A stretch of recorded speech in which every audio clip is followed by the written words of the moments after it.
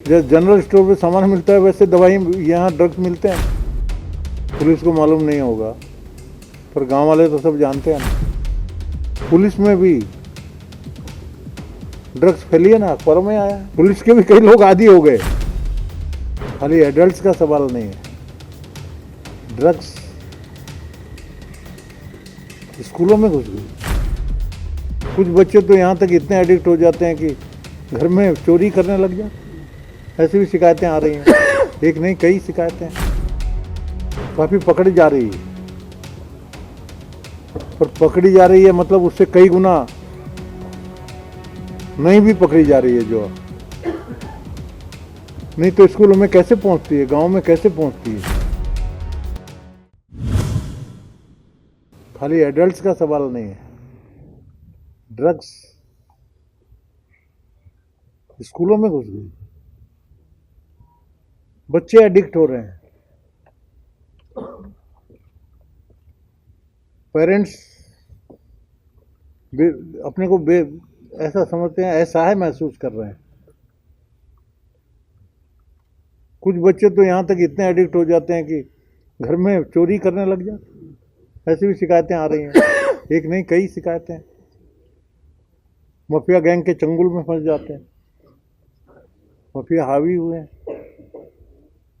परिस्थिति ये हो गई कि गांव में यदि हम जाएं, गांव वाले बोलते हैं साहब जैसे जनरल स्टोर पे सामान मिलता है वैसे दवाई यहाँ ड्रग्स मिलते हैं कहीं भी। पुलिस को मालूम नहीं होगा पर गांव वाले तो सब जानते हैं ना। मेरे दौरे का उद्देश्य मैं आपको बताता हूँ, किसी पे दोषारोपण करना नहीं है, परंतु सिचुएशन के हालात जनता को समझाना, जागृत करना। ये मामूली साधारण स्मगलिंग वगैरह की चीज़ नहीं है। आई थिंक पूरी बॉर्डर से at a very mass scale तो ये स्मगलिंग हो रही, जो कि परकोलेट पूरे पंजाब में है, पंजाब के बाहर भी जा रही है, अन्य प्रांतों से भी। वैसे मैं तारीफ करूंगा प्रशासन की इस मामले में, उसमें बीएसएफ भी की तारीफ करेंगे, केंद्र की भी मिली हुई काफ़ी पकड़ी जा रही है। पर पकड़ी जा रही है मतलब उससे कई गुना नहीं भी पकड़ी जा रही है जो नहीं तो स्कूलों में कैसे पहुंचती है, गांव में कैसे पहुंचती है। ये सबसे बड़ा चिंता का विषय है। थानों को मजबूत करने की जरूरत है। स्मगलर सभी जानते हैं।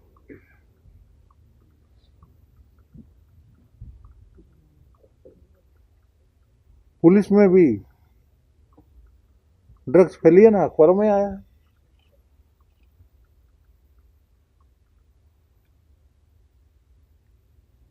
पुलिस के भी कई लोग आदी हो गए, ये भी अखबारों में मैं पढ़ता हूं।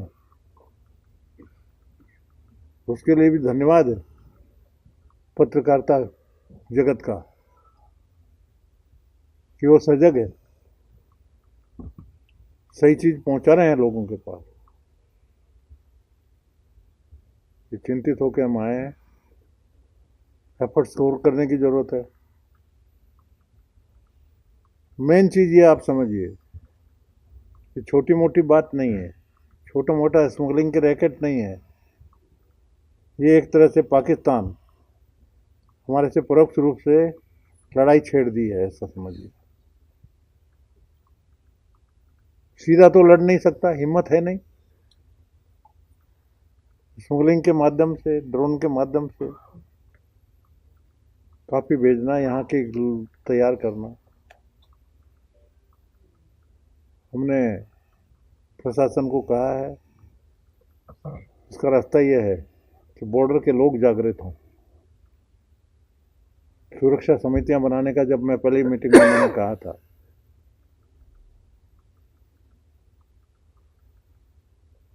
हमारे अधिकारियों ने मुझे जानकारी दी है, काफ़ी बन गई है, तो उनको सुरक्षा समितियों को सशक्त करने की ज़रूरत है।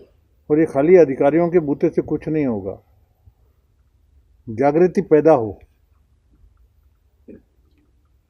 पंजाब तो राष्ट्रभक्तों का गढ़ है, राष्ट्रभक्तों का गौरवशाली इतिहास है, त्याग का इतिहास है। सुरक्षा समितियां यदि हमारी ठीक से काम करें, गली के आदमी को मालूम होता है कि कौन स्मगलिंग में लगा हुआ है, छिपा नहीं रहता गांव में जल्दी मालूम होता है। और हम भी गांव के ही हैं ना, ओरिजिनल,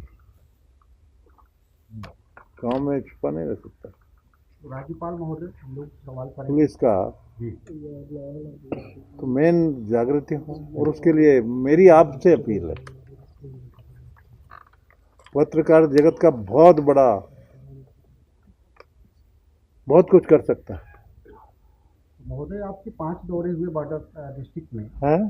5 दौरे हुए, 5वां दौरा है आपका, तो क्या ग्राम समितियां कुछ बन गई हैं, कुछ उनका कोई आपने रिव्यू भी किया है? और दूसरी बात, क्या आपको यहाँ पे कुछ जो सरपंच हैं बॉर्डर एरिया का, वो कितने आए हैं, क्या उनकी भी बात आप सुनते हैं, इंटरेक्ट करते हैं, या आप केवल अपनी बात उनको बता रहे हैं? नहीं, उनकी जानकारी मिलती है, सरपंच तो है, लेटर आते रहते हैं, सरपंच हैं, उनकी बातचीत सुनेंगे।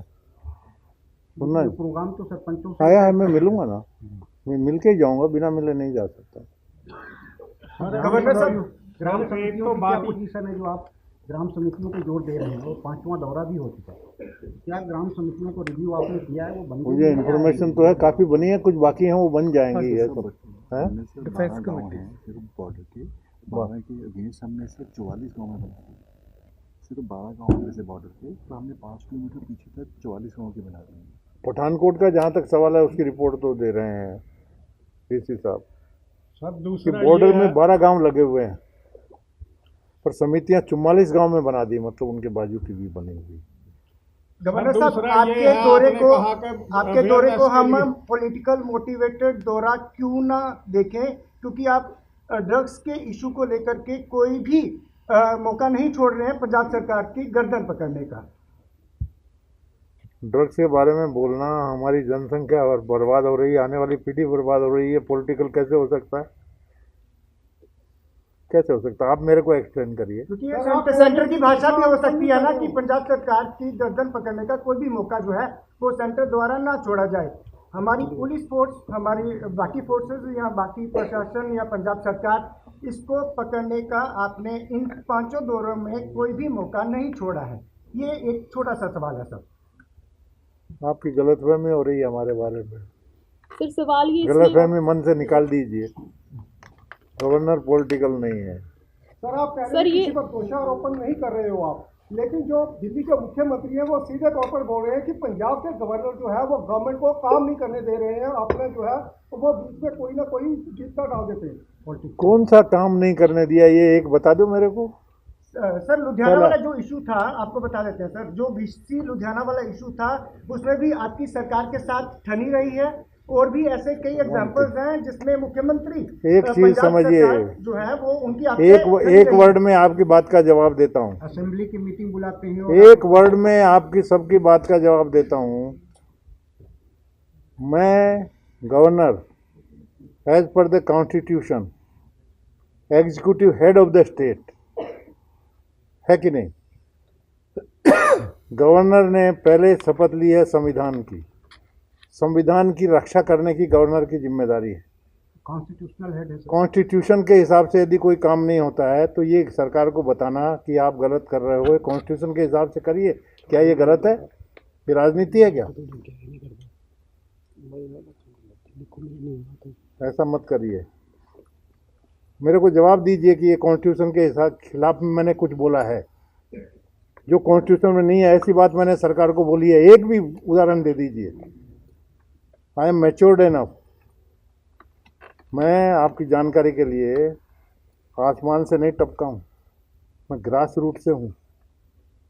मैं 2 बार एमएलए रहा, 3 बार लोकसभा में रहा, कई कंसल्टेटिव कमेटी में रहा, उसके बाद में मेघालय का गवर्नर रहा, आसाम का गवर्नर रहा, तमिलनाडु को गवर्नर रहा, और उसके बाद में पंजाब में आया हूँ। पंजाब को वल्नरेबल है, आपको जितनी चिंता है उससे कम चिंता मेरी नहीं है इसको ठीक करने की।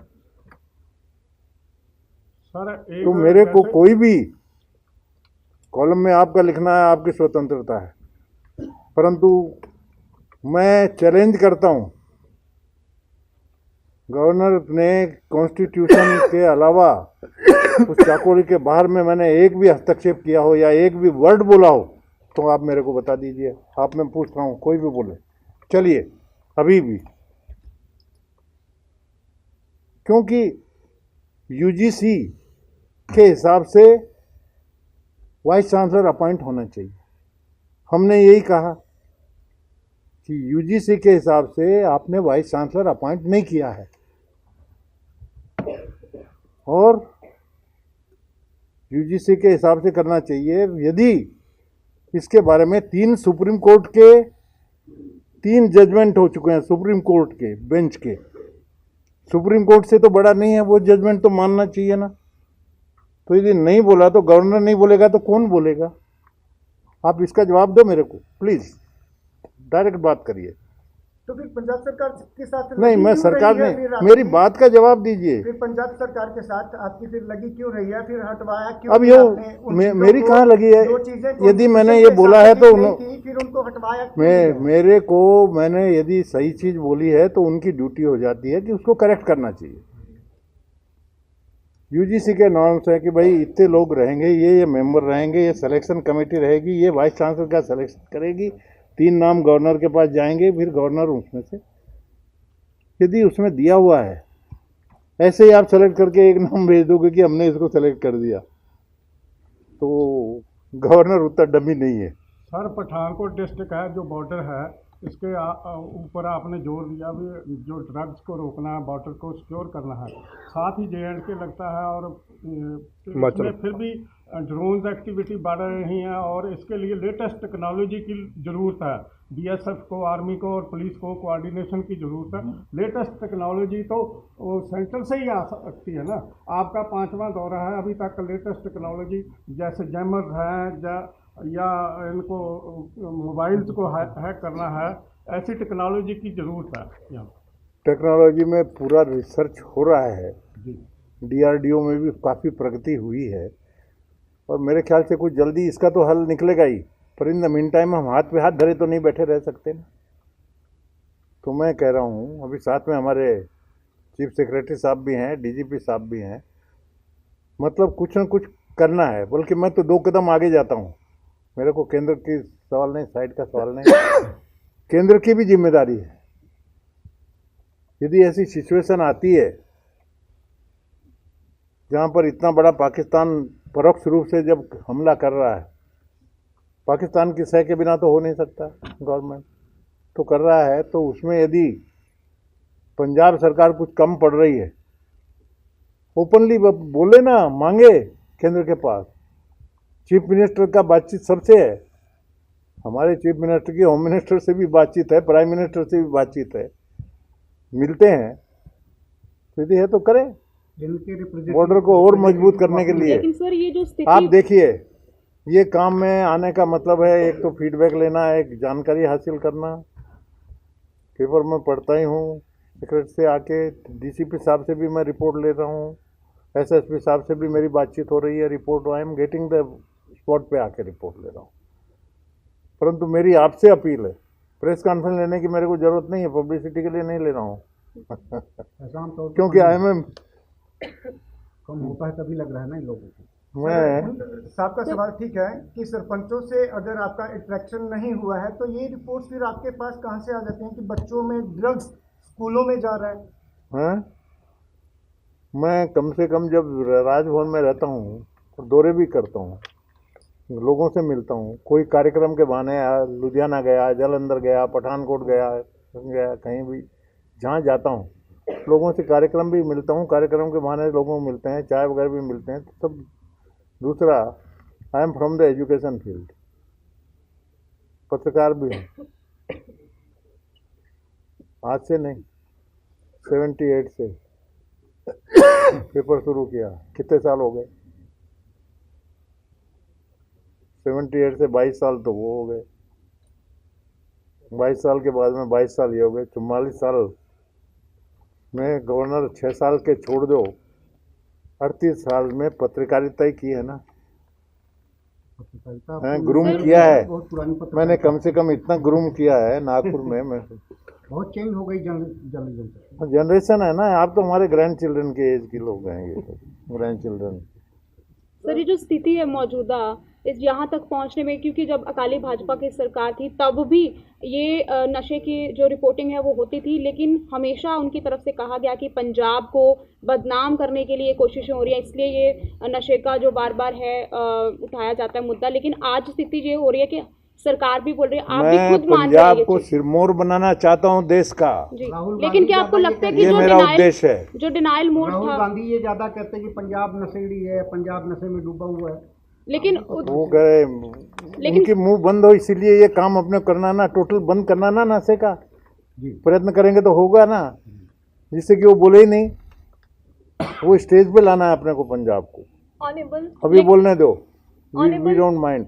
जब हमारा सिचुएशन आ जाएगा, पूरा स्मगलिंग बंद होकर नशा मुक्त हो जाए पूरा पंजाब, तब मेरे को संतोष होगा ना। चीफ सेक्रेटरी साहब ने कहा सर फेंसिंग लाइन को आगे जीरो लाइन की तरफ बढ़ाने पे कुछ जगह लोकेट की जा रही है। 5 मिनट से इनसे बात करेंगे सरपंचों। चीफ सेक्रेटरी साहब ने कहा कि वो फेंसिंग लाइन को कुछ आगे जीरो लाइन की तरफ इनके बढ़ाने सारे पे- सुझाव है, मैं उस पे इनके सेंट्रल साथ में गवर्नमेंट- हूँ, प्रयत्न पूरा करेंगे। ये पॉइंट भी हमने लिखा है, इनका लेटर भी मेरे पास आया, मैंने लेटर फॉरवर्ड किया है मेरी रिकमेंडेशन के साथ में। रिकमेंडेशन के साथ में I am with them.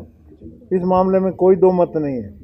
Sir, लेकिन सर एक संदेश सही पंजाब नहीं था। राजभवन में एक समारोह का आयोजन किया गया स्टे होम एट होम का, उसमें मंत्रिमंडल नहीं पहुंचे, सीएम मान नहीं पहुंचे। क्या कुछ तल्खी देखी जा रही है, क्या कुछ फूट देखी जा रही है? सीएम साहब का इतनी दूर थे, हेलीकॉप्टर अवेलेबल नहीं था, गाड़ी से आके पहुंच नहीं सकते थे वापस दूसरे प्रोग्राम लेकिन के जब आपने लिए। विधानसभा सत्र का ब्यौरा तो मांगा, तब भी- मेरे से उनकी बात तब भी हो उन्होंने गई। नाराजगी जताई। वो आने क्या के लिए कुछ फूट चल रही है आपस में? उन्होंने पहले कंसेंट दी थी, आने वाले थे, पर उन्होंने बताया कि ऐसी ऐसी सिचुएशन में ऐसे प्रोग्राम लेकिन में आपने विधानसभा सत्र का जब ब्यौरा मांगा तो वो नाराज क्यों हो गए? क्या आपस में कोई फूट चल रही है आपस में? किसमें नाराज हो गए? जब विधानसभा सत्र का आपके द्वारा राज्यपाल के द्वारा ब्यौरा मांगा गया, तब उन्होंने एक ट्वीट कर नाराजगी जताई कि ये तो हद हो गई।